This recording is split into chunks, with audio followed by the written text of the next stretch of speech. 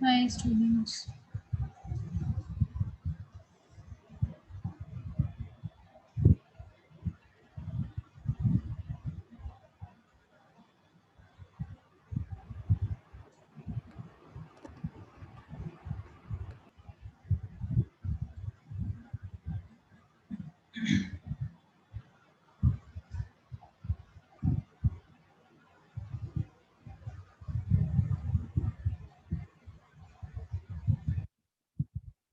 I will wait for one more minute to others to join. There are only 4 students who have joined us yet.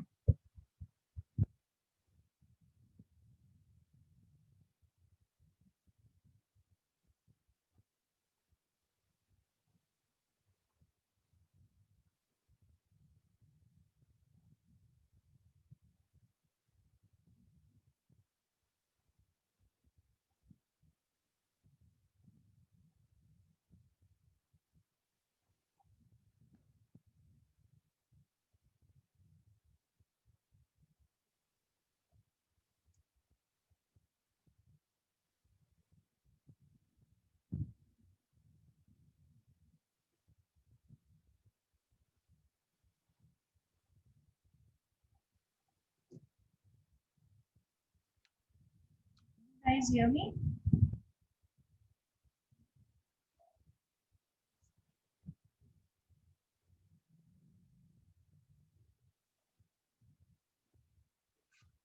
There are only 5 people. Shall I start or shall I wait for one more minute for the people?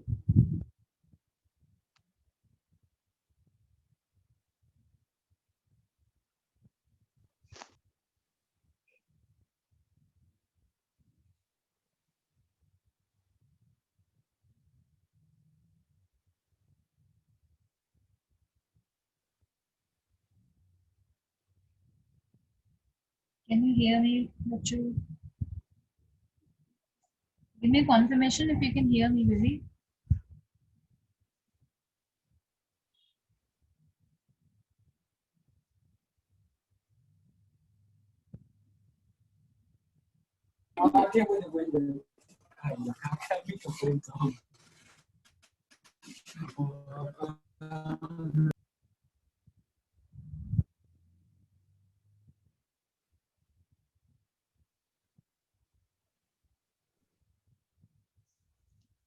ठीक है, I think I should start now. 5 minutes are already gone. So we discussed yesterday about capital budgeting, and we have discussed about its importance, need, and all that. And we were about to discuss the methods, and we just started, and our class ended yesterday. So I will take it this way. Methods में हमने discuss कर लिया था कल that it has got 2 kinds of methods. You can say traditional approaches and the modern approaches. Traditional approaches have got 2 approaches or the 2 methods, 2 techniques, which are payback period method and the ARR, accounting rate of return method. And then in modern, we have got 3: NPV, PI, and IRR. Let's start with the first one, which is payback period method. Payback period method. As the name suggests, that payback का मतलब होता है कोई भी चीज हमने अगर किसी से कहीं से ली है तो उसको हमें वापस करना होता है जब return. Payback means return. Period method. So payback period method. It refers to the period in which the project will generate the necessary cash to recover the initial investment.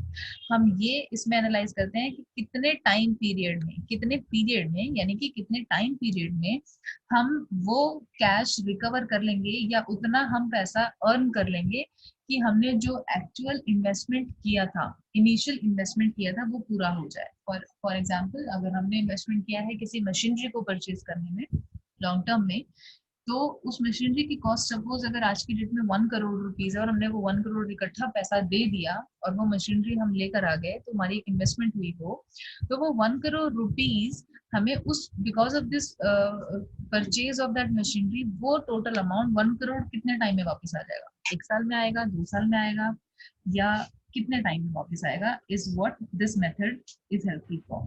So we consider कि कितने time में total हम recover कर पाएंगे cash from the use of that investment, या तो use से या इन्वेस्टमेंट जो हमने किया उसकी वजह से हम उसका टोटल इनिशियल इन्वेस्टमेंट जो है वो कितने टाइम में रिकवर कर पाएंगे is what this method is.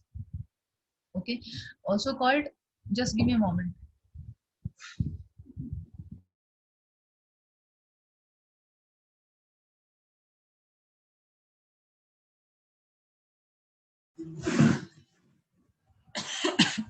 Okay, पे बैक पीरियड मेथड को हम पे आउट मेथड भी कह सकते हैं या पे ऑफ पीरियड मेथड भी कह सकते हैं. पे ऑफ पीरियड मेथड वो पीरियड जिसमें हमें वो सारा अमाउंट पे ऑफ हो रहा है या पे आउट हो रहा है जो हमने पैसा इन्वेस्ट करा हुआ है. जब तक हमें वो पैसा जो इन्वेस्ट करा है वही वापस नहीं मिलेगा टोटल, तो हम प्रॉफिट तो अर्न कर ही नहीं रहे. इसका मतलब जब अभी तो हमारा वही जो हमने पैसा लगा दिया वही वापस नहीं आया है टोटल.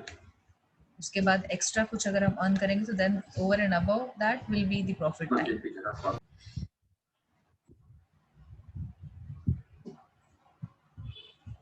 ओके, इसका एक इस मेथड में हम लोग टाइम वैल्यू ऑफ मनी नहीं लेते. हम ये नहीं समझते कि हमने 1 करोड़ रुपीज या जो भी अमाउंट ऑफ इन्वेस्टमेंट हमने आज की डेट में किया है अगर वो हमें 4 साल या 5 साल के बाद तक मिलेगा टोटल, तो हम इसमें टाइम वैल्यू ऑफ मनी नहीं कर रहे हैं कि 5 ईयर्स के बाद अगर इस अमाउंट का कुछ लॉस हमें हो रहा है, पैसे का वैल्यू कम हो जाएगा कुछ, तो वो हम कंसिडर नहीं करते. इसमें इस पर्टिकुलर मेथड में हम वो कंसिडर नहीं कर रहे हैं. हम स्ट्रेट अवे ये कंसिडर कर लेते हैं कि if we have made the investment of say whatever x y z amount say 1 crore rupees, तो वो हमें 2 ईयर्स में 3 ईयर्स में वापस मिल जाएगा at with the same installment, या कितने टाइम में वापस मिल जाएगा. Just to calculate that time. The selection of the project is based on the earning capacity of the project, कि हम उस प्रोजेक्ट में जिसमें हमने पैसा लगाया या उस मशीनरी पे जिस पे हमने पैसा लगाया या किसी भी एक ऐसे फिक्स एसेट पे जिस पे हमने पैसा लगाया है उसकी क्या कैपेसिटी है कि वो हमें टोटल रेवेन्यू अर्न करके कितने टाइम पीरियड में वापस कर देगा. Our at least our investment. It also emphasizes on the annual cash inflows, economic life of the project and the original investment. तीनों चीज़ें हमें कंसिडर करनी है कि हमें उस पर्टिकुलर इन्वेस्टमेंट करने से साल में कितना पैसा एक्स्ट्रा इनफ्लो होना शुरू हो गया, मतलब कैश कितना आने लगा, या प्रॉफिट के फॉर्म में कैसे हमें कितना पैसा एक्स्ट्रा आने लगा, और हमारी economical life of the project कैसे इंक्रीज हुई है, बढ़ी है, अच्छी हुई है, बेटर हुई है, और हमारा इन्वेस्टमेंट क्या था. ये तीन चीज़ों को हम फोकस करते हैं कि हमने कितना पैसा शुरू में लगाया एनुअली, हर साल कितना पैसा हमारे पास उसको लगाने की वजह से आएगा, और हमारी इकोनॉमिक जो लाइफ है प्रोजेक्ट की वो अदरवाइज बेटर कैसे, हेल्थ कैसे अच्छी हो सकती है. It also involve simple calculation. एक इसका भी सिंपल कैलकुलेशन फॉर्मूला है इस मेथड का. If we do it on the basis of that, we can actually take the decision whether to select or reject the project. ठीक है. Under this method the projects are ranked. May be अगर हमारे पास से 4 5 6 projects हैं आपके पास, ये आप हम मेथड तब यूज कर पाएंगे जब अगर हमारे पास सपोज नंबर ऑफ प्रोजेक्ट्स हैं और हमें ये आइडेंटिफाई करना है कि कौन सा प्रोजेक्ट में हमें इन्वेस्टमेंट लगाने से हमारा मैक्सिमम प्रॉफिट होगा, या कौन सा प्रोजेक्ट हमें मैक्सिमम रिटर्न देगा और बेस्ट है हमारे लिए at this point in time. हम इस पर्टिकुलर मेथड को फॉर्मूले में डाल के कैलकुलेशंस करके हम हर प्रोजेक्ट को रैंक भी कर सकते हैं. मतलब अगर हमारे पास नंबर ऑफ प्रोजेक्ट्स ज़्यादा हैं और अगर एक ही प्रोजेक्ट है तो भी हम इस मेथड. Any problem Ashutosh?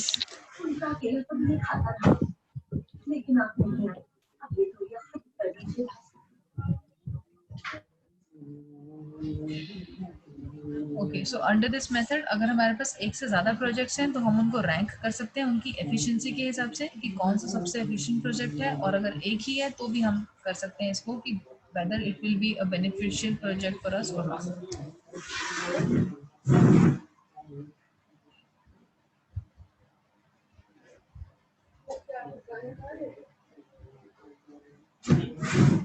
हमारे पास जब भी कभी हम कुछ कैलकुलेशन करते हैं तो हमारे पास दो सिचुएशंस आ सकती हैं कैश इनफ्लो की. या तो जितना हमने कैश इनफ्लो एक्सपेक्ट किया था कैश इनफ्लो इक्वल हो सकता है या अनइक्वल हो सकता है. दो ही सिचुएशन हो सकती है हमारे पास.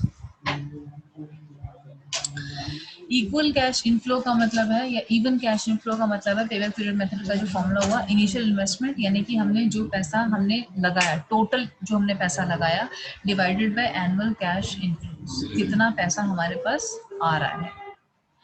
इवन और अनइवन का मतलब हो गया, इक्वल या अनइक्वल का मतलब ये हो गया कि हर साल अगर हमें इक्वल रिटर्न मिल रहा है उससे, तो वो इवन हो गया या इक्वल कैश फ्लो इनफ्लो हो गया। या फिर कई बार अनइवन भी होता है, जिसमें कि हमें हर साल न्यू कैलकुलेशन करना पड़ेगा और हमें ये देखना पड़ेगा कि एक प्रोजेक्ट को में पैसा लगाने से या इन्वेस्टमेंट करने से हमको क्या कितना रिटर्न मिल रहा है। तो पहले साल में हो सकता है कम हो, सेकेंड ईयर में ज़्यादा हो, थर्ड ईयर में हो सकता है बहुत कम हो, फोर्थ ईयर में बहुत ज़्यादा हो। अगर ऐसा जो इनफ्लोज हैं इन्वेस्टमेंट को लगाने की वजह से, जो कैश इनफ्लोज हैं, जो प्रॉफिट है वो ऊपर नीचे अगर हो रहा है, हमारा जो अर्निंग्स है सेम नहीं है, so then it is unequal या अनइवन। और अगर सेम है तो इक्वल होगा। तो सेम वाले में तो सीधा सीधा फॉर्मूला है कि ठीक है, अगर हमने इन्वेस्टमेंट 1 करोड़ का करा है, 1 लाख का करा है, वट एवर अमाउंट है वो इनिशियल इन्वेस्टमेंट में रखेंगे, divided by annual cash inflows कि कितना हमें साल में आ रहा है, उससे हमें पता चल जाएगा कि वापस हमें कितने टाइम में टोटल पैसा मिल जाएगा। जैसे कि इसमें अगर हम एक वैल्यू पुट करें, इनिशियल इन्वेस्टमेंट हमने किया 1 करोड़ रुपीज़ का, divided by annual cash inflow, suppose हम करते हैं कि 1 करोड़ रुपीज हमें आ रहा है हर साल, एक annual cash inflow 1 crore rupees आ रहा है, तो 10 crore divided by 1 crore is equal to 10 हो जाएगा। तो वो 10 वुड बी दी पे बैक पीरियड। हम वो मेथड, इस मेथड से हमने वो पीरियड निकाल लिया कि 10 साल लगेंगे हमें वो पैसा जो इनिशियल इन्वेस्टमेंट हमने करा है उसी को वापस आने में। ठीक है, तो ये तो तब हो गया जब हमारा एनुअल कैश इनफ्लो बिल्कुल सेम अमाउंट था और एक ही अमाउंट था हर साल, हमको पता है सेम अमाउंट आएगा, 1 करोड़ रुपया हर साल अमाउंट करेंगे इस इन्वेस्टमेंट से। ठीक है, अब 10 साल के बाद अगर कुछ और बेनिफिट हमें प्रॉफिट अर्न होगा उससे, तो वो हमारा प्रॉफिट होगा। अदरवाइज तो 10 ईयर्स तक तो हमने कुछ अर्न ही नहीं करा, जो इन्वेस्ट किया था वही पैसा हमें 10 साल में वापस आ रहा है। So whether we want to invest in that particular project और not, we can take the idea. अच्छा, अगर हमारी अर्निंग सेम नहीं है, अनइवन है कैश इनफ्लो, तब ये फॉर्मूला होगा जिसमें कि number of years immediately preceding the year of the payback, balance to be recovered, कितना पैसा बच रहा है हमारा, divided by cash flow during the year of the recovery. ठीक है, इस फॉर्मूले से हम अनइवन कैश इनफ्लो अगर हमारा है कि हमें नहीं पता फर्स्ट ईयर में कितना आएगा, सेकेंड ईयर में कितना आएगा, थर्ड ईयर में कितना आएगा, तो हम इस तरह से इसको कैलकुलेट करेंगे। Ashutosh, you are getting unmuted automatically without any use. तो अगर हम इसको सपोज करें, मैंने 1 करोड़ का एग्जाम्पल लिया था यहाँ पर, इसमें मैंने एग्जाम्पल 50,000 का लिया है और इनफ्लो हमें हो रहा है 10,000 रुपया हर साल आ रहा है, और 50,000 का किसी प्रोजेक्ट में हमने इन्वेस्टमेंट किया तो 5 साल में वापस आएगा ये पैसा। ठीक है, पे back period will be 5 years। Uneven cash inflows में हम कैसे करेंगे, कैश आउटले सपोज 12,000 रुपए का है, कैश इनफ्लोज हमें 2,000 रुपये हुआ, 4,000 रुपये हुआ, 4,000 रुपये हुआ, 5,000 रुपये हुआ, इस तरीके से 4 साल में हमें ये अलग अलग अमाउंट आ रहा है, 4+2+4+5।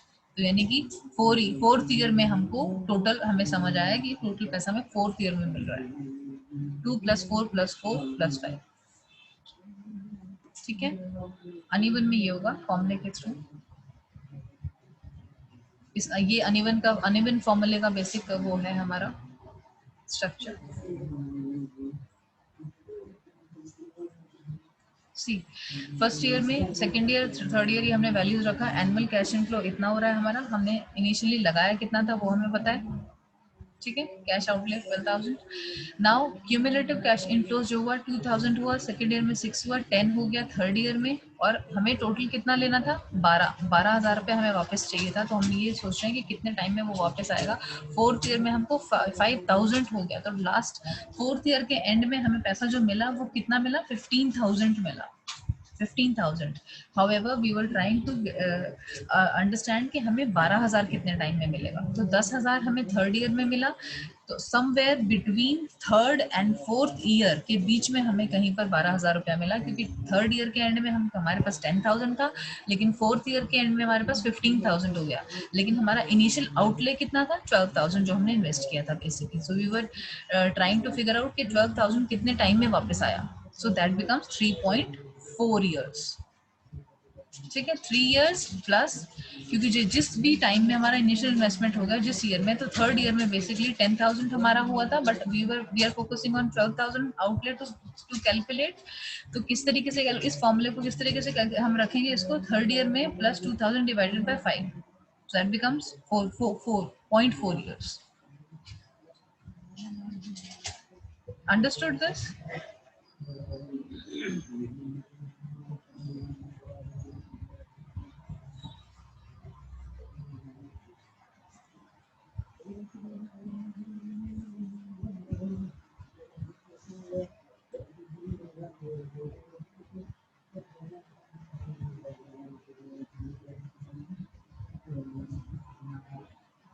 Give me a minute. I'm going to.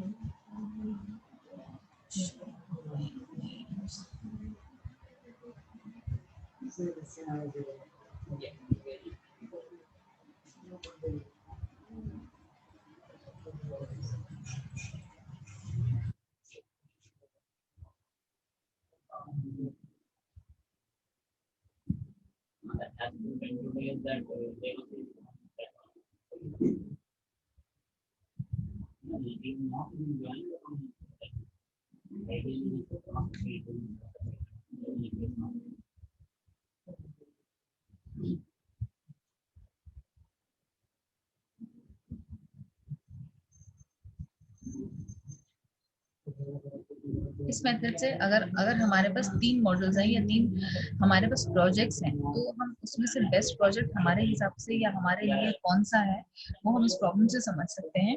अभी हम पेबैक पीरियड की ही बात कर रहे हैं। Capital cost of 3 models of machinery, for example 90,000 की हमने कोई मशीन खरीदी है, कुछ भी खरीदा है, उसकी जो लाइफ है हम समझ रहे हैं कि 4 साल की लाइफ है, और एनुअल रिटर्न्स कितने मिल रहे हैं हमें उससे, वो इस टेबल में गिवन है कि मॉडल एक प्रोजेक्ट में अगर हम लगा रहे हैं तो हमारे ये रिटर्न्स हैं 20,000, 30,000, 50,000। मॉडल बी में 30, 40, 50, 20 है, मॉडल सी में 35, मतलब हर साल में हमें सेम रिटर्न मिल रहा है 35,000 पर ईयर। 3 पर्टिकुलर ये मॉडल्स हैं। तो अब हमें हमारे पास प्रॉब्लम ये है कि हम कौन सा मॉडल चूज करें, मॉडल ए हमारे लिए बेनिफिशियल है, बी है, या सी मॉडल बेनिफिशियल है, सबसे ज्यादा बेस्ट कौन सा है। 4 साल हम कंसिडर कर रहे हैं, 4 साल ही चलेगी मशीनरी, उसके बाद डिस्पोज ऑफ हो जाएगी, और अभी हमने खरीदने के लिए 90,000 रुपीज चाहिए। ठीक है। दूसरा प्रॉब्लम ये है कि हम समझ रहे हैं कि हमने प्रोजेक्ट में 15,000 रुपये लगाए और 3 साल के लिए हमने ये बेसिकली जो है हम समझ रहे हैं कि 15,000 रुपये हमें 3 इयर्स के लिए हम स्टैंडर्ड टाइम रख रहे हैं कि हमें वापस मिलना चाहिए। प्रोजेक्ट ए बी सी 3 हमारे पास है, इसमें हम अपना ये लगा के मान के चल रहे हैं कि एक प्रोजेक्ट में हमको 5,000 सेम अमाउंट मिल रहा है वापस every year as an annual investment. C में भी हमको सेम मिल रहा है 2,500। बी में हमको अनइवन मिल रहा है, कभी 3,500 मिल रहा है, कभी 4 मिल रहा है, कभी 4.5, कभी 6, कभी 6। और प्रोजेक्ट डी में हमको शुरू में ही 8,000 मिल गया, फिर बाद में हमें कम कम होकर मिल रहा है 6 और डिमिनिशिंग रेट से हो रहा है। ठीक है, ये आप 2 एग्जांपल्स दिखा सकते हैं, दोनों एग्जांपल्स प्रॉब्लम्स हमें दिखा सकते हैं कि 90,000 अगर हमने इसमें प्रॉब्लम 1 में 90,000 हमने लगाया है 4 साल के लिए, यहाँ पे हमने 15,000 रुपये लगाया था 3 इयर्स के लिए। अब हमें हर प्रोजेक्ट में ए में हमें 15,000 रुपये पहले 3 साल में मिल गया, चौथे साल में हमने जो 5,000 अर्न किया वो एक्स्ट्रा अर्न किया है। ठीक है। प्रोजेक्ट बी में हमें 15,000 कहाँ तक में मिल गया, समझिए कितने ईयर्स में हमको ऑलरेडी मिल गया। देन प्रोजेक्ट डी में हमको सबसे पहले मिल गया है, प्रोजेक्ट डी में हमको 15,000 हमने इनिशियल इन्वेस्टमेंट किया था, सबसे पहले हमको उस डी में मिला। तो D in this is the most beneficial. Her method के अपना एक थोड़ा एडवांटेज भी है और थोड़ा डिसएडवांटेजेस भी है। इसका एडवांटेज ये है कि बहुत इजी सा फॉर्मूला है। इजी सा फॉर्मूला ये है कि हमने इनिशियल आउटले रखा, कितना हमने इन्वेस्टमेंट किया, डिवाइडेड बाय हमारा एनुअल रिटर्न टोटल कितना आ रहा है, उससे डिवाइड करके हमें नंबर ऑफ ईयर्स मिलेगा कि पेबैक टाइम क्या है या पेबैक पीरियड कितना है। सिंपल एंड इजी कैलकुलेशन है। जो और दूसरे फॉर्मूलाज हैं वो थोड़े डिफिकल्ट टू अंडरस्टैंड है, difficult to calculate. Next advantage इस फॉर्मूले का ये है, इस पर्टिकुलर मेथड का है कि finding out the projects which can generate substantial cash inflows in the earlier years. इसमें हम ईयर वाइज भी कैलकुलेशन कर रहे हैं अपना, इसका इनफ्लो कैश इनफ्लो किसमें ज्यादा हो रहा है किसमें कम हो रहा है, ये हम आइडेंटिफाई कर सकते हैं। और अगर हमारे पास नंबर ऑफ प्रोजेक्ट्स है एक से ज्यादा, तो हम उसमें रैंकिंग करके कि कौन सा हमारे लिए बेस्ट है हम फिगर आउट कर सकते हैं। लेकिन it can also help us for weeding out the risky projects। का मतलब हो गया जो हमारे प्रोजेक्ट्स हैं, क्योंकि हम जब रैंकिंग कर लेंगे तो जो हमारी रैंकिंग में जो हमारे पास सबसे नीचे रैंक में आ रहा है प्रोजेक्ट, यानी कि जो सबसे ज्यादा हमारे पास लॉस में है, हम जिसमें हम उसको रिस्क की प्रोजेक्ट्स को हम हटा ही सकते हैं, हम उसमें इन्वेस्टमेंट करें ना ही करें, ये हमें हेल्प कर पाता है आइडेंटिफाई करने में। ये method is also finding out the project that makes early realization of the funds. Early realization of funds का मतलब यहाँ पर हुआ कि जो हमने पैसा इनिशियल आउटले लगाया, इनिशियल इन्वेस्टमेंट किया फिक्स्ड एसेट पर या किसी पर भी, वो रियलाइजेशन ऑफ फंड मतलब हमारे पास वो पैसा कितनी जल्दी वापस आ रहा है, ये मेथड हमें वो हेल्प करता है, कितना जल्दी वापस आ रहा है। अगर जल्दी नहीं आया तो भी बताता है कि इस प्रोजेक्ट में हमें 4 साल लगने वाले हैं या 5 साल बाद हमें पैसा पूरा मिलेगा वापस, और उसके बाद हम कुछ अर्न करेंगे प्रॉफिट। तो this method is helpful to finding out the project that makes the early realization of funds, and this also helps to enhance the liquidity of course, जितना कैश हमारे पास वापस आता रहेगा we will be having the liquidity in our business. This method also helps to reduce the cost of calculation. बहुत ज्यादा हमें method इस मेथड पर कैलकुलेशन की कॉस्ट ये सब चीजें नहीं लगानी पड़ती है, बहुत ज्यादा एक्सपर्टीज या टेक्निकल लोगों की जरूरत नहीं है to calculate this. just give me a minute mummy.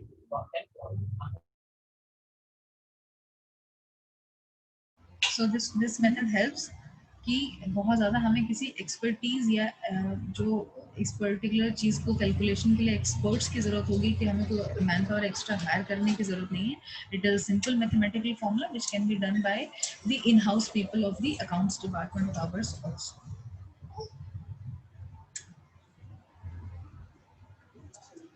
Disadvantages भी हैं, हर फॉर्मूले के अपना अपना, हर मेथड का अपना डिसएडवांटेज भी है।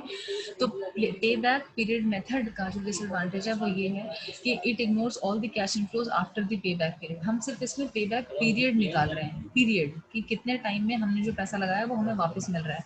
उसके बाद अगर हमें कुछ कैश इनफ्लोज हो रहे हैं तो वो तो हमारा प्रॉफिट तो बाद का ही हुआ ना, हम वो प्रॉफिट पूरा इग्नोर कर देते हैं इस मेथड में। तो ये हेल्पफुल कुछ खास नहीं होता, इस चीज़ के लिए इसका डिसएडवांटेज है। जैसे कि मैंने आपको भी एग्जाम्पल मशीनरी वाला दिया था कि मशीनरी वाला एग्जाम्पल में जिसमें 4 प्रोजेक्ट्स थे, 15,000 रुपये हमने इनिशियली लगाया और हमने उसमें 5 साल या 6 साल का एग्जाम्पल ले लिया कि फर्स्ट ईयर में इतना पैसा आया, प्रोजेक्ट ए में लगाने से बी में इतना से आया, तो हमने वो सब तो कैलकुलेट कर लिया कि हमें कितने टाइम पीरियड में पैसा वापस मिला। लेकिन सपोज 3 ईयर्स में हमें पूरा पैसा वापस मिल गया, 4th ईयर में कितना पैसा आ रहा है हम उस पर कॉन्सेंट्रेट ही नहीं कर रहे हैं इस फॉर्म में। 5th ईयर में कितना पैसा आ रहा है, जो पैसा बाद में आया इन्वेस्टमेंट के थ्रू, एक्चुअली में तो वही प्रॉफिट है, अदरवाइज तो कोई पॉइंट ही नहीं था। हमने आज इकट्ठा पैसा दिया और हमने 5 साल बाद वो पैसा इंस्टॉलमेंट में वापस ले लिया, हमें क्या बेनिफिट हुआ उससे? कोई बेनिफिट तो नहीं हुआ। So this becomes the disadvantage of this particular method, does not consider the total benefit from the project. It ignores the time value of money. Time value of money इसमें apply नहीं हम कर रहे थे, ये कंसिडर नहीं कर रहे थे कि हमने पहले फीचर में पढ़ लिया। तो this also is a drawback कि हम टाइम वैल्यू ऑफ मनी क्यों नहीं कर रहे हैं, बिकॉज टाइम का तो टाइम के हिसाब से तो वैल्यू ऑफ मनी डिमिनिश होगा ही, बट हम इक्वली ट्रीट कर रहे हैं कि जो आज वैल्यू है टाइम, आज के टाइम में जो वैल्यू ऑफ मनी है वही 5 ईयर्स भी रहे, 5 ईयर्स बाद भी वही रहेगा, which is not right. Real time figure हमको फिर इसलिए नहीं मिल रहा है। तो this also becomes one of the disadvantage of pay back period method. It only finds the recovery of the investment and not the profitability. Somehow this point is also similar to the first point कि ये ignore करता है profitability को। इस method में हम profitable जो चीज़ है हमारी या प्रॉफिट जो है हम उसको तो कम्प्लीटली इग्नोर कर रहे हैं। वी आर ओनली कैलकुलेटिंग कि हमारी टोटल इन्वेस्टमेंट कितने सालों में वापस आ जाएगी, कितने टाइम पीरियड में वापस आ जाएगी, that is it. It also ignores the scrap value of the project after the life. जब हमने इसमें after recovery of the main value, the principal value of the investment, उसके बाद क्या हो रहा है इसमें, जब हमने सभी कुछ इग्नोर कर दिया तो स्क्रैप वैल्यू भी हम इग्नोर करें। स्क्रैप वैल्यू क्या होता है, सलवाज या स्क्रैप वैल्यू क्या होता है? सपोज करिए कोई एक मशीनरी है, वो हमने 4 ईयर्स की कॉस्ट उसका लाइफ था, हमने इस उससे खरीदा था कि ये मशीनरी हमारे पास 4 ईयर्स के लिए चलेगी, ठीक है। 4 ईयर्स हमने उसको यूज कर लिया। After 4 years that machinery will not be helpful to us to perform its function. जिसके लिए हमने खरीदा था वो मशीनरी अब वो काम नहीं कर सकती, बट कुछ तो था उस मशीनरी में जो रह गया, जिसे बोलते हैं हम कबाड़ा in the local language, that becomes the scrap value. So anything and everything जो भी हम लॉन्ग टर्म में अगर हमने कुछ इन्वेस्ट किया है, इवन वो मशीनरी ही हो, उसका कुछ स्क्रैप बाद में वैल्यू जरूर बच जाता है जो हम कंसिडर नहीं करते, which can be part of our profit. हम उस मशीनरी को जब वो खराब हो गई है तो हम उसको एज अ स्क्रैप में भी बेच सकते हैं। स्क्रैप में बेच के हमें बहुत नॉमिनल से अमाउंट मिलेगा, बहुत कम अमाउंट मिलेगा, लेकिन कुछ तो उसका वैल्यू रहेगा जो हमें मिलेगा उस मशीनरी का वेट के हिसाब से। अब कुछ और कॉस्ट हमें स्क्रैप वैल्यू मिल सकता है, so that is also completely ignored in this method. पे बैक मेथड में ये भी कंप्लीट, तो ये this also becomes one of the advantage. Second method traditional approach में था average rate of return. Average rate of return आपको किस फॉर्मूले में या किस पर्टिकुलर मेथड में, किस टेक्निक में क्या है, वो आपको नेम से ही पता चल जाएगा। इन हर मेथड का नेम इतना अच्छा, पापा दे दो चाय। इन हर मेथड का नेम इस तरीके से रखा गया है so that you have the understanding that what exactly this method says, या किस तरीके से कैलकुलेशन होता है। जैसे कि अभी पे बैक पीरियड मेथड का हमने पढ़ा, तो पे बैक पीरियड इससे ही समझ में आ रहा है कि हम कैलकुलेट क्या कर रहे हैं, वो पीरियड कैलकुलेट कर रहे हैं जिसमें पे बैक हो जाएगा हमारा टोटल इन्वेस्टमेंट का money. Average rate of return now the second of the traditional approach is, जैसे इसमें भी इसका भी नेम सजेस्ट कर रहा है, average rate of return method. Average हम लोग निकालेंगे रेट ऑफ रिटर्न, किस रेट से हमको रिटर्न्स या बेनिफिट्स या अर्निंग्स एनुअली हो रही हैं किसी भी प्रोजेक्ट में कुछ पैसा इन्वेस्ट करने से, is what we will be calculating in this method. So average rate of return will give you the rough idea or the average idea of your returns कि किस रेट से आपको मिल रहा है annually, ठीक है। This is also called rate of return method या average rate of return method। Accounting rate of return method भी इसको बोलते हैं, कि अलग नेम्स ये भी गिवन है। So somebody if you get the question what is rate of return method या accounting rate of return method, so you have to understand that they are asking for the average rate of return method. So may be you can explain कि इतने types of types और methods और techniques होते हैं of capital budgeting, traditional होते हैं, कुछ modern होते हैं, and average rate of return और रेट ऑफ रिटर्न और accounting rate of return is one of the traditional approach of capital budgeting. इस तरह से करके you can explain if you would be knowing the other names of the technique also. अच्छा, ये हमने इसलिए भी इंट्रोड्यूस किया था क्योंकि हम उसमें ये तो हम पहले वाले फॉर्मूले में जो जो टेक्निक था पहले वाला पेबैक मेथड जो था, उसमें हम जो डिसएडवांटेज ये था कि हम आफ्टर दैट हम प्रॉफिटेबिलिटी जो था वो हम कैलकुलेट नहीं कर रहे थे, हम सिर्फ फोकस कर रहे थे पीरियड पे कि कितना टाइम में हमारा पैसा वापस आ रहा है। इसमें ये हमने इंट्रोड्यूस इसलिए किया सो दैट वो जो एडवांटेज था कि हम सिर्फ और सिर्फ अपना इनिशियल मनी पर टारगेट कर रहे हैं, इसमें वो नहीं था। इसमें हमने इस पर भी फोकस किया कि हमारा रेट ऑफ जो एवरेज रेट ऑफ रिटर्न है वो कितना और हर साल में कब तक आ रहा है। तो जब तक भी आ रहा है और जब तक भी वो प्रोजेक्ट चलेगा तब तक हम कैलकुलेशन कर रहे हैं। So after the recovery of the initial amount और the initial outlay, it this particular method also covers that.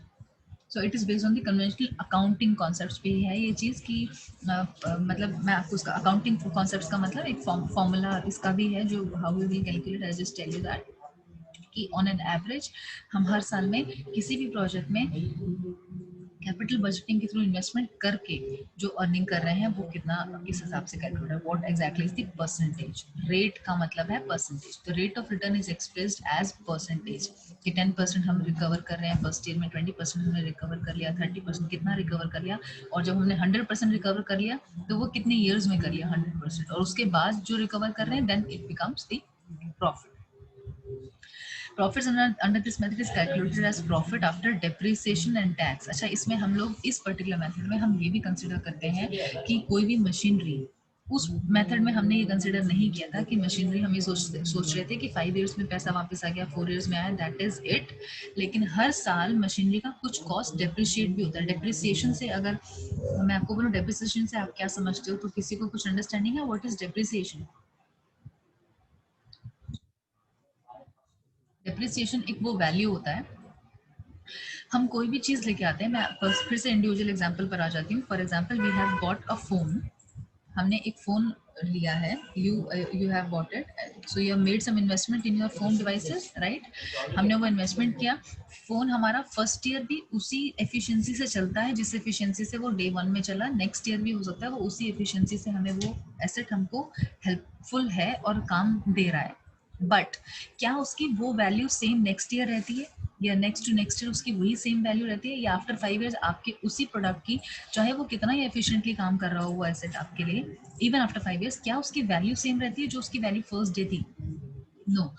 तो value of any product when diminishes और decreases with the period of the time, किसी भी time period से के हिसाब से, that is called depreciation. के उस पर्टिकुलर चीज का, उस पर्टिकुलर एसेट का जो वैल्यू डेप्रिशिएट होने का मतलब है वैल्यू डिक्रीज होता है, दैट इज कॉल्ड डेप्रिसिएशन। तो कंपनीज जनरली क्या करती हैं, ये भी अंडरस्टैंडिंग रखती हैं कि अगर कोई मशीनरी हम यूज कर रहे हैं और वो एक साल यूज करते करते हो गया है, तो वो कहीं ना कहीं फॉर श्योर उसका डेप्रिशिएट हो गया वैल्यू।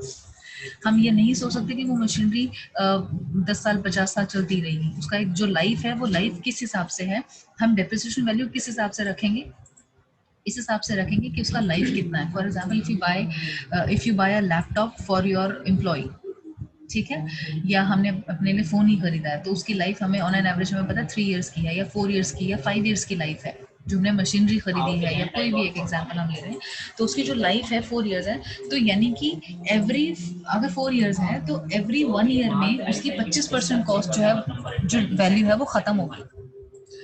50% उसकी सेकेंड ईयर में खत्म होगी, थर्ड ईयर में उसकी वैल्यू 75% कम हो गई, और फोर्थ ईयर उसकी कॉस्ट लाइफ थी फोर्थ ईयर में, तो फोर्थ ईयर के बाद उसका बिल्कुल वैल्यू खत्म ही हो जाएगा, क्योंकि लाइफ ही उसकी थी, उसके बाद it is the scrap for us. तो डेप्रिसिएशन भी, डेप्रिशिएट जो कॉस्ट हो रहा है किसी भी प्रोडक्ट का, वो भी हम इसमें कंसिडर करते हैं, और इसमें हम टैक्स भी कंसिडर करते हैं ARR में, ताकि हमारा एग्जैक्ट प्रॉफिट कैलकुलेट हो। हम किसी भी मशीनरी का जो वैल्यू है नेक्स्ट ईयर या नेक्स्ट टू नेक्स्ट ईयर, हम वो डेप्रिशिएट करने के बाद लें तो हमें एक्चुअल फिगर वो मिलेगा। अदरवाइज हम जो अपने फैक्टर कर रहे हैं बुक्स में कहीं पर भी वैल्यू ऑफ एनी मशीनरी और एनी एसेट, अगर हम उसको डेप्रिशिएटेड वैल्यू को लेस कर कर नहीं ले रहे हैं नेक्स्ट ईयर्स में, तो वो करेक्ट फिगर नहीं दे रहा है हमें। तो ARR हमें हेल्प करता है कि हम डेप्रिसिएशन भी कैलकुलेट करें, उसको लेस करें, और टैक्स वगैरह भी अगर कुछ लग रहा है तो उसको भी हम कंसिडर करें।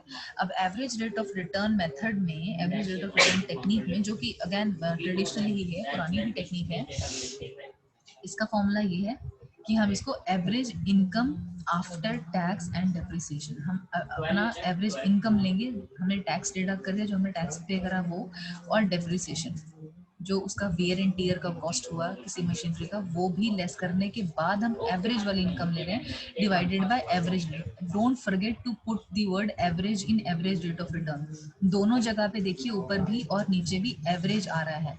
अब एवरेज निकालने के लिए आपको एवरेज निकालना कैसे पड़ेगा? एवरेज इनकम का अलग से फॉर्मूला दिखा दिया है नीचे मैंने, एवरेज इन्वेस्टमेंट का नीचे अलग से फॉर्मूला दिखा दिया है। एवरेज इन्वेस्टमेंट का मतलब हो गया कि अगर हमने जितनी इन्वेस्टमेंट की थी वो, और कितने साल के लिए की है, डिवाइडेड बाय उतने नंबर्स आप कर देंगे, 2 दिखा रहे हैं, 4 दिखा रहे हैं, 5 दिखा रहे हैं, जो भी लाइफ है प्रोजेक्ट की, उसके हिसाब से वो एवरेज आ जाएगा। और एवरेज इनकम को हम टोटल रिटर्न जितना हमें आ रहा है, 4 इयर्स 5 इयर्स जितना भी रिटर्न आ रहा है, और एक्सपेक्टेड लाइफ हमारी अगर 5 है 4 है, वो डिवाइड करके एवरेज इनकम इस तरह से आएगी। तो ARR में जो हम फॉर्मूला पुट कर रहे हैं वो average income after tax and depreciation है। Average income after tax and depreciation जो सेकंड वाला बॉक्स है उससे कैलकुलेट होगा, और एवरेज इन्वेस्टमेंट जो लास्ट वाला बॉक्स है उससे कैलकुलेट होगा। इनटू में हम 100 करेंगे, क्योंकि हम रेट ऑफ रिटर्न परसेंटेज में निकाल रहे हैं। अगर हम 100 नहीं करेंगे तो वो परसेंटेज में नहीं आएगा। तो इस फॉर्मूले से आपको एक परसेंटेज मिल गया कि this is the percentage which you get as an average every year, आपको जो मिल रहा है रिटर्न और दी प्रॉफिट्स। स्क्रैप वैल्यू और दी एडिशनल वर्किंग कैपिटल अगर उसमें गिवन है तो वो भी हम कंसिडर कर सकते हैं। एवरेज इन्वेस्टमेंट, ओरिजिनल इन्वेस्टमेंट हमने कितना किया था, माइनस उसका स्क्रैप वैल्यू या सलवाज वैल्यू, और डिवाइडेड बाय 2। ठीक है, this is another thing which we can calculate the average investment through. Average investment या तो ओरिजिनल इन्वेस्टमेंट डिवाइडेड बाय 2 कर लेंगे गिवन के थ्रू, और अगर वो चेंज हो रहा है तो original minus salvage value divided by. Scrap value हर बार कंसिडर हम करें, या बहुत सारी कंपनी स्क्रैप वैल्यू को कंसिडर नहीं करती क्योंकि वो बहुत नेग्लिजिबल वैल्यू रह जाता है। अगर हम कर रहे हैं उसको भी तो एग्जैक्ट फिगर मिल रहा है हमें, तो अगर हम स्क्रैप वैल्यू ले रहे हैं तो एवरेज इन्वेस्टमेंट इस फॉर्मूले से निकलेगा। अगर हम नहीं ले रहे हैं तो इसमें जो लास्ट वाला बॉक्स है original investment divided by 2 simply इससे निकल जाएगा एवरेज इन्वेस्टमेंट। ये एक इलस्ट्रेशन के थ्रू भी आप समझा देंगे तो बहुत अच्छा रहेगा। ARR की प्रोजेक्ट ए में ये इन्वेस्टमेंट है और वो 4 साल के लिए है, प्रोजेक्ट बी में 5,000 इन्वेस्टमेंट है, वो भी 4 साल के लिए है। इनकम जो है हम ये समझ रहे हैं कि जो शो कर रहा है वो डेप्रिसिएशन और टैक्स ऑलरेडी लेस करने के बाद ही लिया है हमने। पहला प्रोजेक्ट है, पहले साल में हमको दे रहा है 2,000 रुपया, 1,500 और फिर 1,000, यानी कि प्रोजेक्ट ए ने हमको टोटल इनकम दिया 6,000 रुपया 4 साल में। हमने इन्वेस्ट किया था 4,000, हमें 4 साल के बाद 6,000 मिला। ठीक है, प्रोजेक्ट बी में हमने 5,000 इन्वेस्ट किया था, हमें 4 साल के बाद 9,000 रुपये मिला, 4,000 एक्स्ट्रा मिला हमको 4 साल के बाद। प्रोजेक्ट ए में हमको मिला 2,000 रुपये एक्स्ट्रा 4 साल के बाद। तो अब इनमें से कौन सा प्रोजेक्ट हमारे लिए ठीक है या बेटर है, या किसका एवरेज रेट ऑफ रिटर्न ज़्यादा है? तो प्रोजेक्ट ए का अगर आप फॉर्मूले में डालेंगे वैल्यूज, तो प्रोजेक्ट ए का जो हमें मिला परसेंटेज 75% एवरेज है और बी में हमको 90% है, तो बेटर हमारे लिए 90% हो गया। समझ आया आपको? प्रोजेक्ट ए में 4,000 इन्वेस्ट किया 4 साल के लिए, प्रोजेक्ट बी में 5,000 इन्वेस्ट किया 4 साल के लिए, वहां से हमको 9,000 मिला, यहाँ से 6,000 मिला, यानी कि प्रोजेक्ट ए में 75% का हमको फायदा हो गया। Return, average rate of return हर साल जो हमको मिल रहा था वो 75% हमको मिल रहा था, 75% ऑन एन एवरेज मिल रहा था। ठीक है, और इसमें हमको 90% मिलता है। ये वैल्यूज आप प्लीज पुट कर लीजिएगा इसमें एज पर दी। कोई भी आप फिगर्स इमेजनरी ले सकते हैं, जरूरी नहीं रजिस्ट्रेशन में मैंने 2,000 1,500 लिया है, आप इसको ज़्यादा भी ले सकते हैं, 4,000 5,000 की जगह 10,000 20,000 कर सकते हैं। 4 ईयर्स और 4 ईयर्स को आप बढ़ाकर 5 ईयर्स 10 ईयर्स 6 ईयर्स कुछ भी कर सकते हैं। एक्सपेक्टेड लाइफ आप 4 ईयर्स सेम रखा है इसमें, दोनों प्रोजेक्ट्स में आप इसको अलग अलग भी कर सकते हैं। बस आप ये सोचिएगा कि जब आप अगर आपने इलस्ट्रेशन में कुछ भी फिगर्स आप चेंज कर रहे हैं यहाँ पे अगर दिखाने के लिए कैलकुलेशन के टाइम पे, इस फॉर्मूले में भी आप वही फिगर्स डाल दीजिएगा। 6 की जगह अगर आप 10 ले रहे हैं तो आप 10 कर दीजिए, 4 की जगह अगर आप ईयर्स 6 दिखा रहे हैं तो वो 6 कर दीजिए, अकॉर्डिंगली आपको 1,500 की जगह वो कुछ और फिगर मिलेगा। कैलकुलेशन जो बेसिक मैथमेटिकल कैलकुलेशन है वो ठीक होना चाहिए आपका, फिगर्स आप कुछ भी उठा सकते हैं। ठीक है, तो हम ये बोल सकते हैं कि इस पर्टिकुलर दो जो हमने मेथड्स प्रॉब्लम्स देखे हैं प्रोजेक्ट्स, और उसमें हमने देखा कि ARR of the project b which is 90% is higher than project a, hence project b में भी चूज जिसमें हमें एवरेज रेट ऑफ रिटर्न ज़्यादा मिल रहा है, जिस प्रोजेक्ट में हमें वो चूज करना चाहिए। Got it? तो हमने जो ट्रेडिशनल अप्रोचेस हैं वो हमने कंप्लीट कर लिया। ये दूसरा एग्जांपल एक और भी है कि प्रोजेक्ट ए बी में हमने 50,000 ले लिया, 5 साल के लिए ले लिया, 7,000 स्क्रैप वैल्यू, ये हमने स्क्रैप वैल्यू फॉर्मूले से ले रहे हैं, उसमें हमने स्क्रैप वैल्यू नहीं लिया था। इस एवरेज इन्वेस्टमेंट जो इसमें ये वाला जो स्क्रैप वैल्यू जिसमें हमने कंसीडर किया था माइनस SP डिवाइडेड बाई 2, इस फॉर्मूले से अब हमने ये 50,000 वाला इलस्ट्रेशन दिया है। इसमें हमने स्क्रैप वैल्यू अलग से अपने आप और इमेजिनरी फिगर डाल दिया है कि हम सपोज कोई मशीनरी थी, प्रोजेक्ट ए में हमने जो मशीनरी लगाया लिया था वो 50,000 का था, प्रोजेक्ट बी में हम समझ रहे कि हमने जो मशीनरी थी वो भी 50,000 की थी, 5,000 की 5 साल के लिए लिया। दोनों प्रोजेक्ट में हमने 5 साल की उसकी एक्सपेक्टेंसी थी, लाइफ एक्सपेक्टेंसी, यानी कि 5 ईयर्स के बाद वो मशीन काम नहीं करती। I'm going to click your attendance, give me 1 minute. You mark in that sheet, billing record today only.